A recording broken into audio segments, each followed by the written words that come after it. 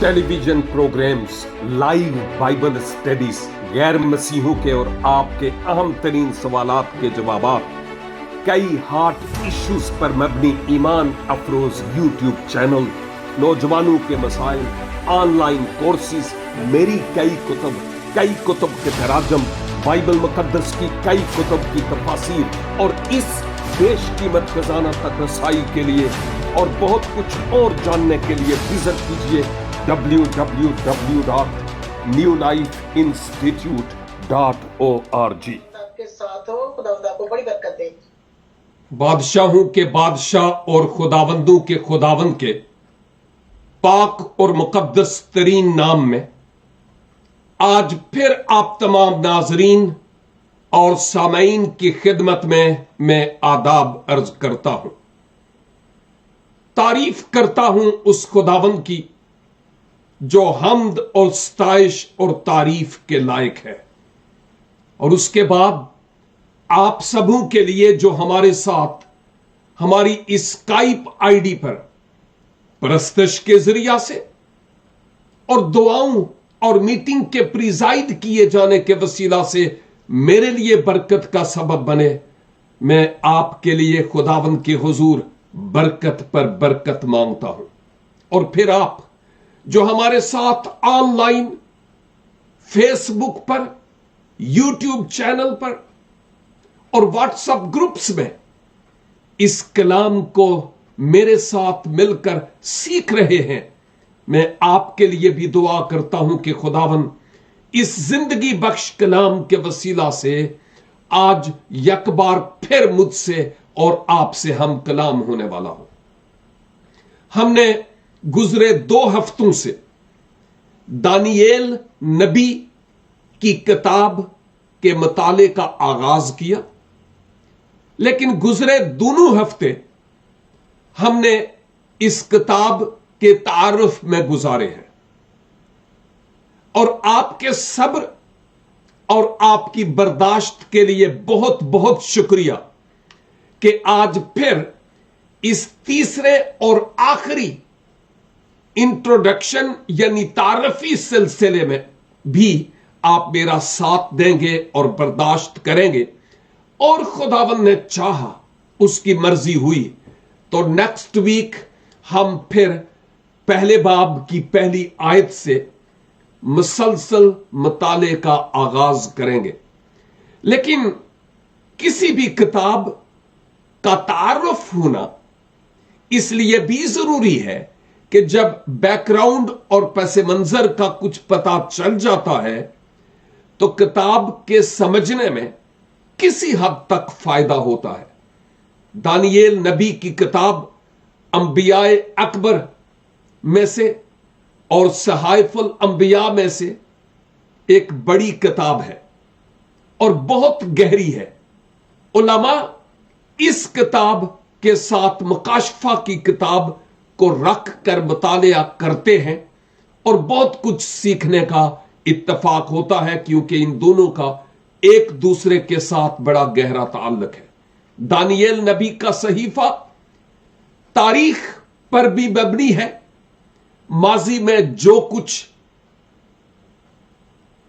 Israel की ममलकत पर होता रहा, ख्वाबो 2 हिस्सों में मुनकसम होने से पहले या उसके बाद, इसका जिक्र हम दानियल नबी के इस सहीफे में देखेंगे जो पहले 6 अबवाब पर मबनी है यानी तारीख। और फिर हम 7वें बाब से 12वें बाब तक हम इस किताब में जो नबुवती कलाम है, जो अहद हाजिर के लिए और आने वाले वक्त के लिए है, उससे मुताल्लिक भी हम देखेंगे। इसलिए भी इसका पस मंजर हमारे लिए जानना अच्छा और जरूरी था। और हर बार कोई ना कोई नई बात तो हमें मिलती ही है ना, इसलिए भी हम इसका मुतालिया कर रहे हैं। और फिर इस किताब का, इवन बाइबल मुकद्दस का, मैं यूं कहूंगा कि जो मरकजी किरदार है वो खुदावंदों का खुदावंद, बादशाहों का बादशाह, मेरा और आपका निजात दहंदा है, इसलिए भी हम इस किताब का मुतालिया कर रहे हैं। और दूसरा तिमोथियस 3 बाब और उसकी 16 आयत में जो बड़ी मारूफ है, यह लिखा है कि हर एक सहीफा खुदा के अलहाम से है, तालीम, इस्लाह, तरबियत और इल्जाम के लिए मौजू और मुनासिब है। इसलिए हम इस किताब का मुतालिया कर रहे हैं और फिर अपने ईमान की मजबूती के लिए भी, क्योंकि दानियेल और दानियेल के 3 साथी इंतहाई मुश्किल हालात में भी उस खुदा पर जो उनकी उम्मीद थी भरोसा किए रहे, ईमान रखा, और उस खुदा ने उनको शेरों के मुंह से भी और आग की भट्टियों से भी बचाया है। दानियल के दोस्तों के नाम अफसोस है कि हम बाबली देवताओं के नाम से हम जानते हैं, और बाज़ औक़ात तो हम बाइबल की बड़ी बड़ी बातों पर भी और छोटी छोटी बातों पर भी बड़े मबासे करते हैं, जो शायद बालिग मसीहों के लिए अच्छी बात नहीं है। लेकिन अफसोस कि हम बाबली देवताओं के नाम से, जो बाबली नाम है, यानी सदरक, मीसक और अब्दनजू, इन नामों से तो हम उनको जानते हैं, लेकिन अफसोस उनके जो ओरिजिनल नाम थे, इब्रानी नाम, अफसोस के बहुत कम लोग उन नामों से वाकिफ हैं। तो फिर फैसला करने की जरूरत है कि क्या मैं बाबली देवताओं के नाम से उनको जानूं, या उनके जो यहोवा खुदा के नाम से मंसूब नाम है, उन नामों को जानूं जो मेरे लिए और आपके लिए बड़े ईमान अफरोज हैं, मिसाइल, अजरिया और हननिया। हम बात करेंगे जूं जूं आयात में आगे बढ़ेंगे तो, लेकिन अच्छा होगा कि उनके ओरिजिनल हिब्रू जो इब्रानी नाम है, उन नामों से हम उनको पुकारें। यह ज्यादा बेहतर और ज्यादा मुनासिब होगा। याद रहे कि दानियेल जिस लफ्ज के, जिस ये 2 अल्फाज का मजमुआ है, दानियेल यानी खुदा मेरा मुनसिफ है। एल इब्रानी में नाम है, दानी ये भी इब्रानी में। मुनसिफ है यहोवा खुदा, खुदा मेरा मुनसिफ है।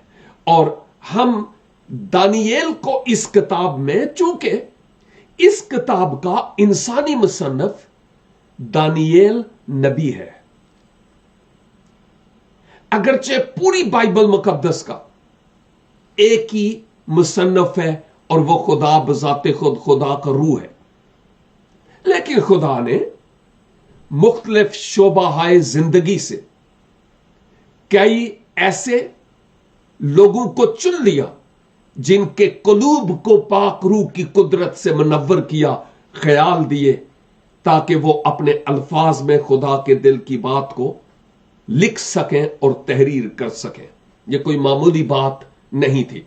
लेकिन इस किताब में जब मैं दानियेल को देखता हूं तो वो अक्सर औकात अपने आप को 3rd पर्सन के तौर पर पेश करता है, और बाइबल मुकद्दस में इस तरह का अदब यानी कई कुतुब में हमें मिलता है। 3rd पर्सन से क्या मुराद है? इससे मुराद यह है कि जैसे पौलुस रसूल लिखते हैं और वो कहते हैं, मैं मसीह में एक ऐसे शख्स को जानता हूं जो तीसरे आसमान तक गया। तो मसीह में एक ऐसे शख्स को जानता हूं, वो कौन था? पौलुस रसूल अपनी जात की बात करते थे, लेकिन अपने आप को इनडायरेक्टली पेश करते थे। यूहन्ना की मार्फत लिखी गई इंजील मुकद्दस, इवन खतूत और बहुत सारी बाइबल मुकद्दस में कुतुब में आप जो उनके मुसन्नफ हैं, अपने आप को मैं यूहन्ना या मैं दानियल इस तौर पर बहुत कम हम उनको देखेंगे। और दानियल की किताब में दानियल 3 मकामात पर अपने आप से मुताल्लिक बताते हैं कि मैं दानियल, और हम देखेंगे बाकी तमाम मकामात में आपने अपने आप को एक थर्ड पर्सन के तौर पर पेश किया।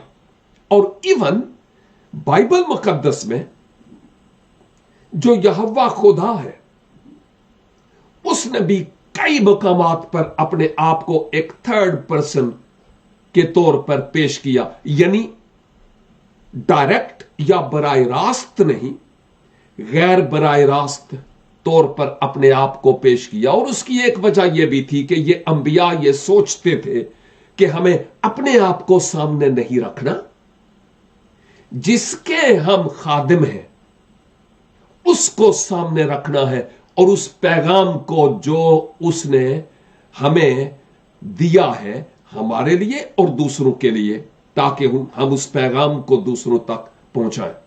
मिसाल के तौर पर जब मैं दानियेल 8 बाब और उसकी पहली आयत को देखता हूं तो यहां पर लिखा है, बेलशस्सर बादशाह की सल्तनत के 3 साल में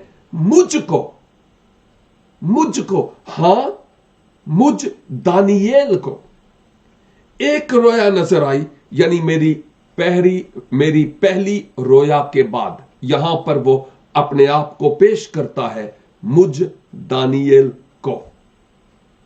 और फिर जब हम 9 बाब की 2 आयत में देखते हैं तो यहां लिखा है, यानी उसकी सल्तनत के पहले साल में मैं दानियेल ने किताबों में उन बरसों का हिसाब समझा जिनकी बाबत खुदावंद का कलाम यिर्मयाह नबी पर नाज़िल हुआ कि यरूशलेम की बर्बादी 70 बरस पूरे करेंगे। यहां भी वो अपने आप को डायरेक्ट पेश करता है।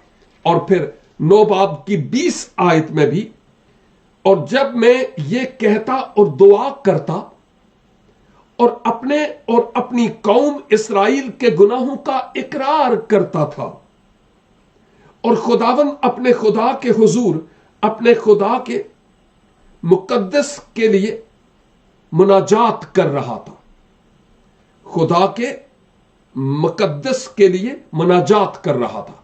ये दानियेल नबी ही यहां पर बात कर रहे हैं कि उसके बाद क्या हुआ, जिक्र करते हैं वो।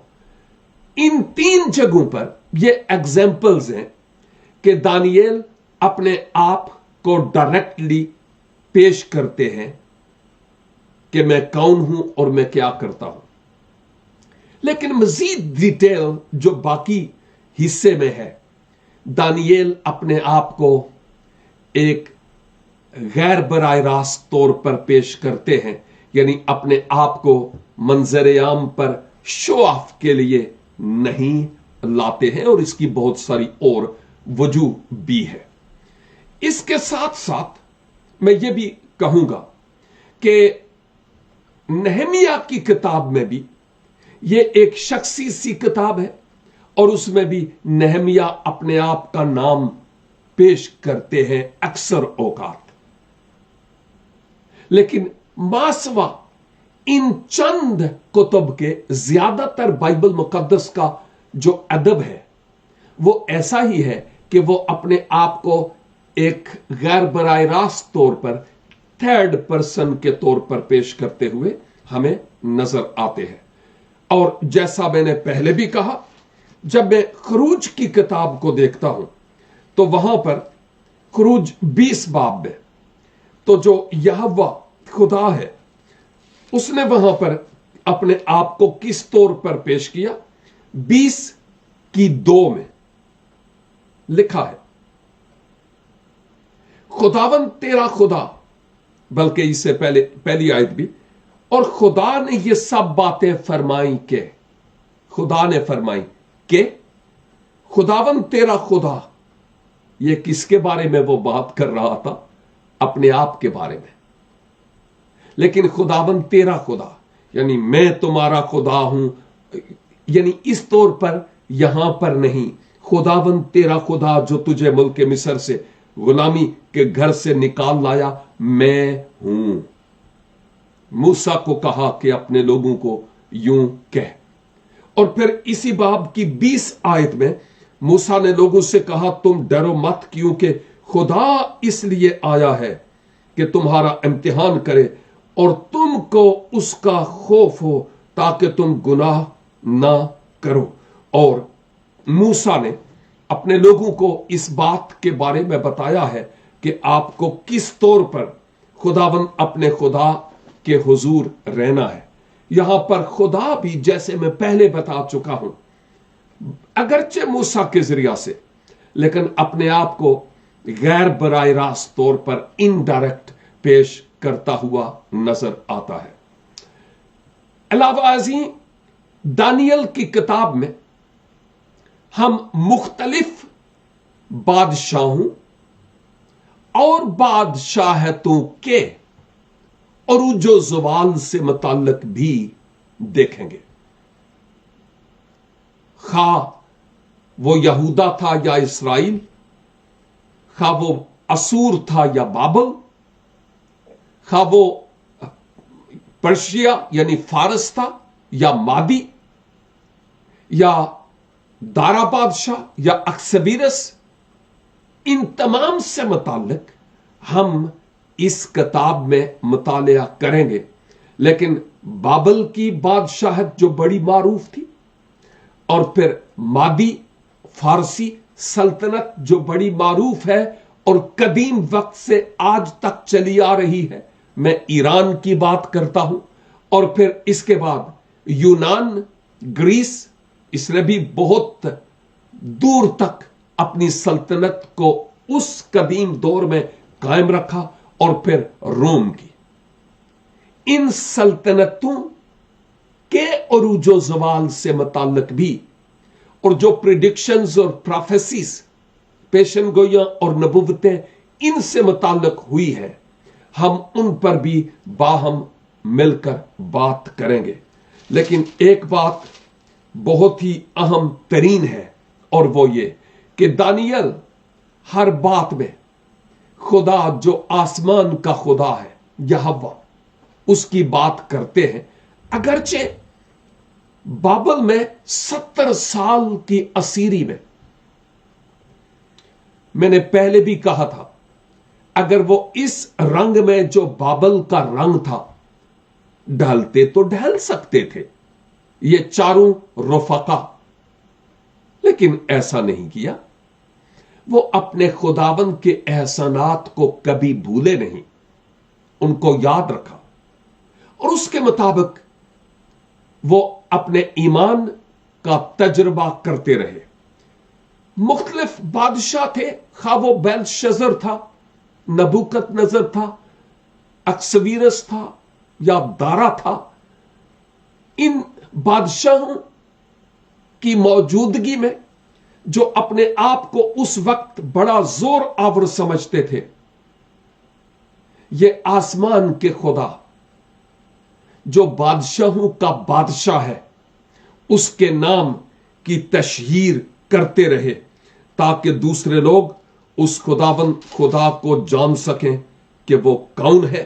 और ये बड़ी ही अहम तरीन बात है जो हम यहां इस किताब में देखते हैं। जैसे दानियल 4 बाब और उसकी 37 आयत में है, लिखा है, अब मैं नबूकदनेस्सर आसमान के बादशाह की सताइश और तकरीम और ताजीम करता हूं।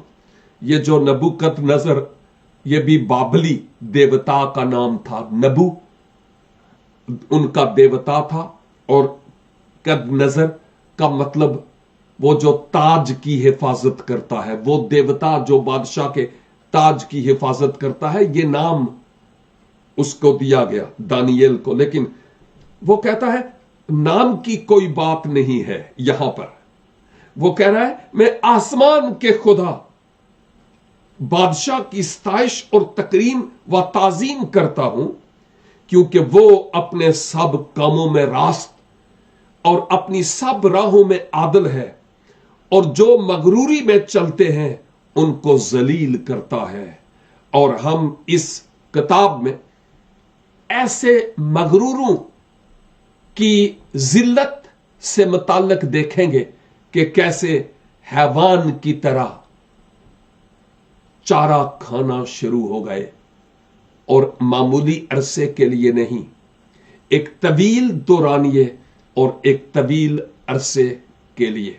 यह बड़ी अहम बात है और बहुत खास बात है, ताकि मैं और आप इस बात को जान सकें कि हमारा खुदा वो खुदा है जो बादशाहों को भी माजूल करना जानता है, और वो जो मेरी तरह और आपकी तरह शायद कबूल करें तो मजबला पर थे, उनको उठाकर अपने साथ तख्त पर बैठाता है।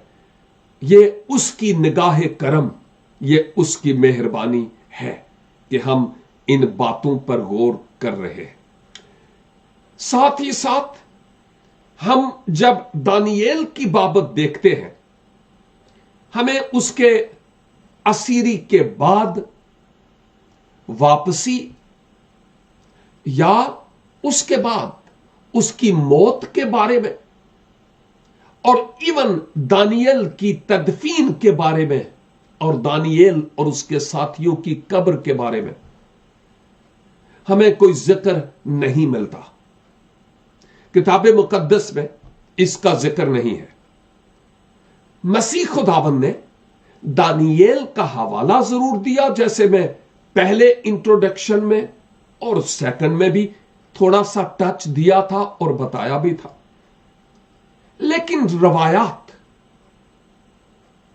और रिसर्च और हिस्ट्री हमें यह बताती है कि दानियेल उस 70 साला बाबल की असीरी में जब वो था, एक बात तो गौर करने की है कि जब शाह बाबल ने यहूदा पर धावा बोला, तो आप जानते हैं कि उसने वहां पर ईंट से ईंट बचा दी और इन सब को असीर करके ले गया। मां बाद एक ऐसा वक्त आया, कौन सा, कि शाह फारस ने बाबल पर हमला किया, और फिर वो बाबल को और बाबल के लोगों को अपने काबू में रखकर गोया वहां ही उन पर हुक्मरानी करना शुरू हो गया। और कई उलमा और मुफक्किरीन, रिसर्चर ये बात कहते हैं कि अगलब है कि दानियेल 85 से 90 साल की उम्र के दौरान मर गया, खुदाबंद में सो गया। लेकिन वो शाह फारस खोरस के दौर में इस बाबल के फतह होने के बाद हुआ, और प्रेजेंट ईरान में एक शहर है शूसा, और या सूसन कहा जा सकता है, इसके इब्रानी नाम सूशा के हैं। वहां पर दानियेल की कब्र मौजूद है, और मैंने काफी रिसर्च की दानियेल द प्रॉफिट के ताल्लुक से, और ईरान में जो सूशा है, और वहां उस शहर में दानियेल की कब्र ही नहीं बल्कि बड़ा मकबरा बना है। और आप जानते हैं कि वहां पर काफी यहूदी लोग भी हैं, और ना सिर्फ यहूदी बल्कि मुसलमान भी। और मुसलमान तो आपको पता है कि नबियों की माने या नहीं माने ये एक अलग बात है, लेकिन उनके नाम की ताजीम जरूर करते हैं, जिस सबब से वहां पर हजरत दानियाल सलाम अलैका लिखा हुआ नजर आता है कि ये हजरत दानियाल नबी का मजार है, जहां पर लोग जाते हैं, और टूरिस्ट लोगों के लिए वो बड़ी अहम जगह है जहां पर लोगों का जाना होता है। और वो वहां पर जाकर खूब यानी महजूज होते हैं और अपने ईमान की तकवीयत का सबब भी होते हैं, क्योंकि वो जानते हैं कि ये एक प्रॉफिट है जो अहदे अतीक में माजी में रहे और उन्होंने अपने दौर में बहुत काम किया। याद कीजिए कि ये जो असीरियां होती रही, मैंने पहले भी कहा था कि इसराइल की शुमाली सल्तनत बाद इस सुलेमान के बेटों के हाथ आई, खाना जंगियां शुरू हुई और उसके बाद शुमाली सल्तनत अलग हो गई और जनूबी अलग, 10 कबीले एक और 2 कबीले जनूब में। और ये जो शुमाली सल्तनत थी ये इसराइल कहलाई, सिकम उसका दारुल खिलाफा था और फिर यहूदा का यरूशलेम।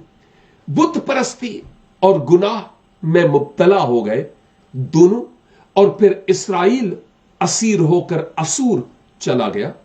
और माबाद जब हम यहूदा को देखते हैं तो इनको असीर करके बाबल ले जाया गया। 3 मुख्तलिफ असीरियां हुई हैं, मैं यहूदा की बात कर रहा हूं। एक तो 607